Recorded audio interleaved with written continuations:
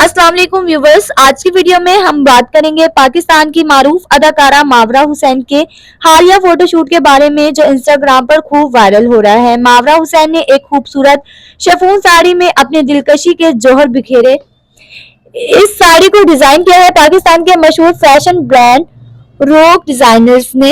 ये साड़ी ना सिर्फ इनके हसीन अंदाज को मजीद निखार रही है बल्कि इनकी शख्सियत में भी नया निखार ले आई है। ये साड़ी खालिस शिफॉन से तैयार की गई है और इसके साथ हैंड एम्ब्रॉयडरी टॉप को बहुत खूबसूरती से स्टाइल किया गया है। इस हसीन साड़ी की कीमत सिर्फ 22,000 रुपए है, जो कि इसके मयार और डिजाइन को देखते हुए बिल्कुल मुनासिब मालूम होती है। तो नाज़रीन, आपको मावरा हुसैन का ये लुक कैसा लगा? अपनी कीमती राय कमेंट्स में जरूर दें। वीडियो पसंद आए तो वीडियो को लाइक करें और अगर आप हमारे इस चैनल पर न्यू हैं तो हमारे चैनल को सब्सक्राइब करें ताकि हर आने वाली न्यू वीडियो आप तक पहुंचे। Thanks for watching. Allah Hafiz.